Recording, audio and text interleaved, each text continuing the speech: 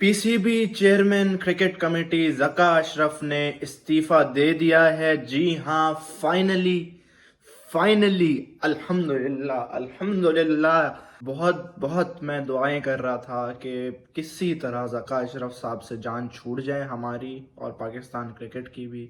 और आखिरकार सारे अवाम की दुआएं जो हैं वो कबूल हो गई और ज़का अशरफ साहब ने खुद ही रिज़ाइन कर दिया।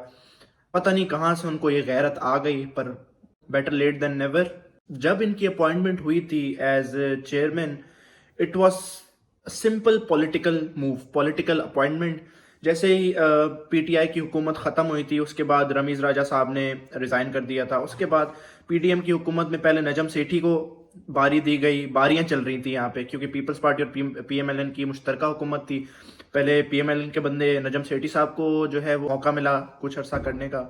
फिर जो है पीपल्स पार्टी वालों की तरफ से प्रेशर डाला गया कि हमारे बंदे ज़का अशरफ साहब को भी आप मौका दें।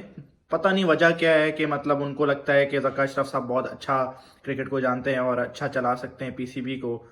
लेकिन मुझे पर्सनली मुझे पता था जैसे ही ये खबरें आ रही थी कि ज़का अशरफ साहब आने वाले हैं, मुझे पता था ये बहुत बड़ी पनौती है पाकिस्तान क्रिकेट के लिए।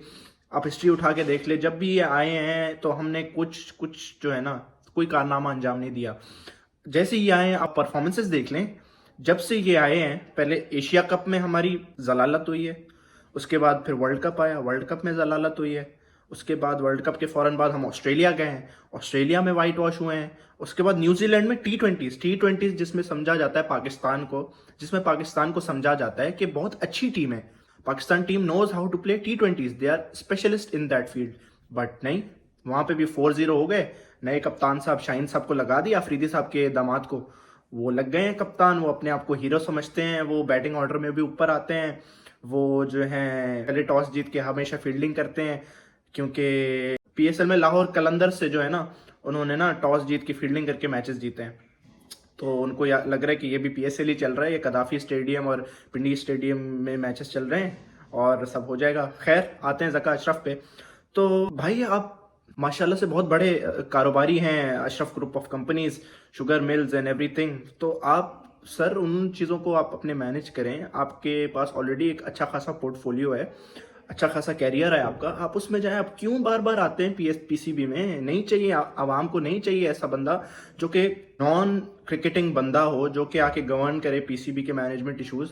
रमीज राजा जैसे भी थे, इनसे बहुत बेहतर थे ये। चलो नजम सेठी का प्रायर एक्सपीरियंस रहा है पीसीबी में, पीएसएल उन्होंने कराया था, तो काफी चीजों में नजम सेठी भी बेहतर है इनसे। लेकिन इनकी अपॉइंटमेंट पता नहीं कहाँ से आ गई।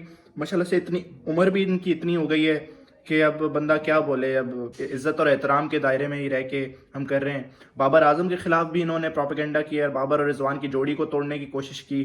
फिर जो है तला उस्मानी के साथ इनके मसले चलते रहे, और जिन जिन लोगों के वो एजेंट थे उनके खिलाफ तहरीकें चलाई गई, जैसे इंजमाम थे, रिजवान थे, बाबर थे, या और भी लोग हैं।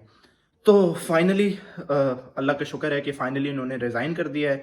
अब देखते हैं कि नए चेयरमैन कौन बनते हैं, नई मैनेजमेंट कैसी आती है, और क्या ये coaching panel, team director, chief selector Mohammad Hafeez, Wahab Riaz, ये सब रहते हैं या इनको छुट्टी दी जाती है। हाल ही में ऐसा भी देखा गया है कि मिकी आर्थर, ग्रैंड बर्बन, ये जो थे इनको नेशनल टीम से हटा के एनसीए में लगाया गया था। तो इन तीनों जो गोरे थे हमारे कोचेस, उन्होंने भी रिज़ाइन कर दिया है। तो अब देखते हैं कि पाकिस्तान क्रिकेट और पीसीबी किस करवट जाती है। होपफुली अब चीज़ें बेहतर होना शुरू होगी। हम इससे बुरा क्या हो सकता है, वर्स्ट क्या हो सकता है? 2 कंसेक्यूटिव वाइट वॉश तो होने वाला है, वर्ल्ड कप में ग्रुप स्टेजेस में बाहर हो गए। इंशाल्लाह अब से चीज़ें बेहतर ही होंगी, और वर्ल्ड कप आने वाला है टी20 का, उसके लिए एक बेहतर हिकमत अमली जोड़नी पड़ेगी, और इंशाल्लाह होपफुली पाकिस्तान क्रिकेट के लिए चीज़ें बेहतर होंगी और पाकिस्तानी फैंस को अच्छी चीज़ें और अच्छी हिकमत अमली देखने को मिलेगी। अभी तक इतना ही था। हमारे चैनल को लाइक, सब्सक्राइब, शेयर और कमेंट करना ना भूलें, और ऐसे ही सपोर्ट करते रहें। अल्लाह हाफिज़।